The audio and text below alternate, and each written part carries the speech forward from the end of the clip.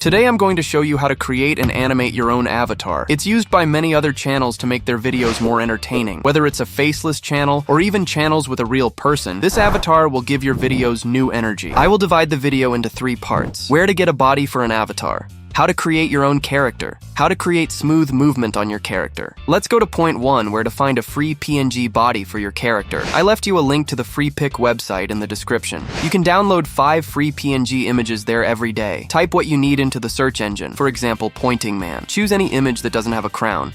You need premium for that. Top left, select the remove option. And after loading, press download. Create a folder where you will store these characters. Download the first 5 characters this way, and repeat this for another 1 or 2 days, and you will have a pretty decent supply of bodies. Now I move on to point 2, how to create your own character. I'll show you 2 popular options for what your character could look like. I'll do it in Adobe Photoshop, but you can do it in any photo editing program. Add your YouTube profile picture to the empty project. Select Elliptical Marquee tool. Then click just below the top left edge of the profile picture and drag the circle just above the bottom right edge. Press Ctrl+C, and then immediately Ctrl+V. That's the first option.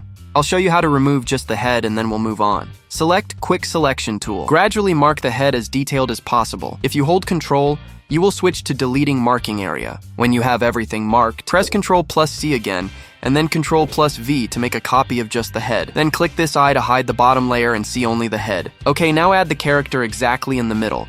Then place the head on the neck. Change the size of the body slightly so it doesn't cut off my head. If I zoom it, you can see character ear. If something sticks out, choose the eraser and erase it.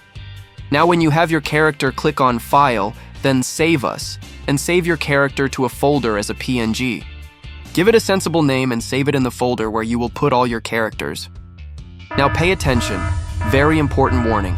Every time you make a new character, make it the same size and always place it in the same place. If you don't do this, it will make editing very difficult. Let's move on to point 3 and split it into several parts. I will explain to you how to create smooth in and out animations and how to make a character move smoothly across the screen. To wrap it up, I'll share some creative tips to make your animations truly stand out, like switching characters mid-animation for a dynamic twist. First, I'll show you an animation of a character flying into the screen. Add character to timeline and move it to the right. Then I move to the beginning of the timeline and add a transformation keyframe. Move forward 10 keyframes by pressing Shift plus right arrow. Add another transformation keyframe. Move forward 2 keyframes and add another transformation keyframe. Move forward 3 keyframes one last time and add a final transformation keyframe. Go back to the first keyframe and carefully move the character out of the screen, ensuring the Y-axis remains unchanged. Move to the second keyframe. Move X by 30 according to the animation direction and add to scale +2. Then move to the third keyframe. Now move X to the other side by 15 and reduce the scale by -2.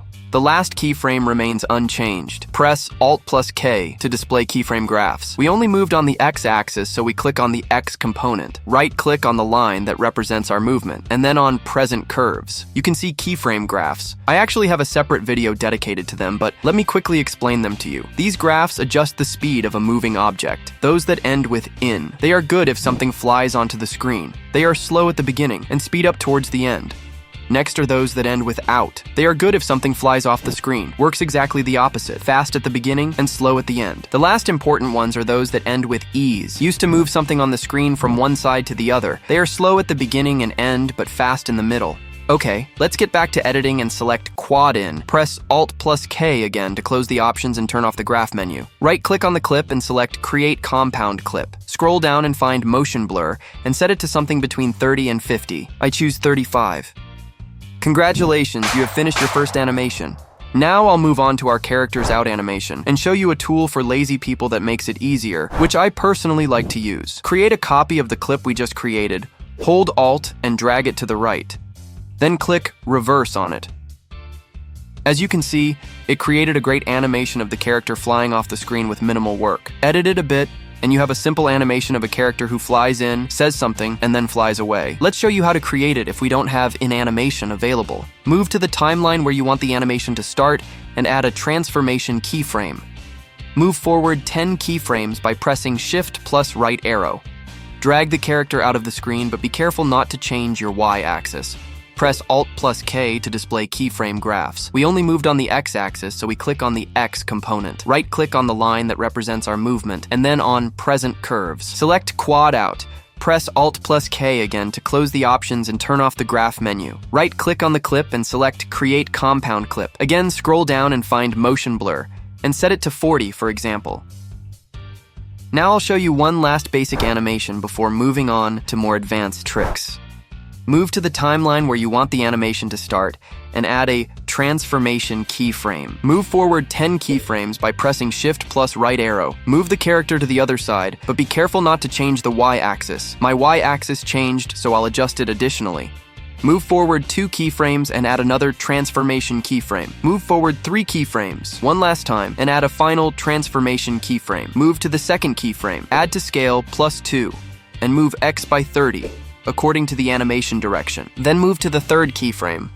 Now move X to the other side by 15 and reduce the scale by -2. The last keyframe remains unchanged. Press Alt plus K to display keyframe graphs. We only moved on the X-axis, so we click on the X component. Right-click on the line that represents our movement, and then on Present Curves. Select Cubic Ease. Press Alt plus K again. To close the options, right-click on the clip and select Create Compound Clip. Again, scroll down and find Motion Blur, and set it to something around 30. That's all for basic animations. So now let's show something more professional, so that we can smoothly swap our character for another during the animation. Go to the middle of the animation on the timeline and press Ctrl plus B to split the clip. Double-click on the second clip to get inside, and now drag the new character onto this clip. You must have Use the Original Video Effect checked.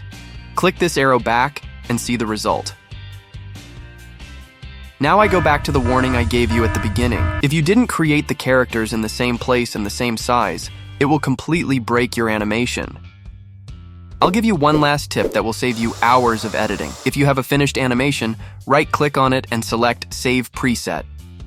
Now when you open a brand new project in the Yours, select your presets. Then you can just drag the animation to the timeline and you don't have to create it again. But what if you want a different character? Double-click the clip and drop the character you want onto the old character to replace it. Go back through the arrow and you have a finished animation with almost no work. This video was created as a response to one of your comments. Can you make a tutorial about the animated character you use in your videos, and how do you find the pictures and animate it? So if there is something that interests you, feel free to ask me in the comments. I was inspired by Finzar and DaVinci for this video. You can find a link to their similar videos in the description. I also left you a link to a video where I explain keyframe graphs in detail if you would like to understand them better. Thanks for watching. I hope I helped you. Don't forget to like and subscribe for more tutorials. Have a nice day.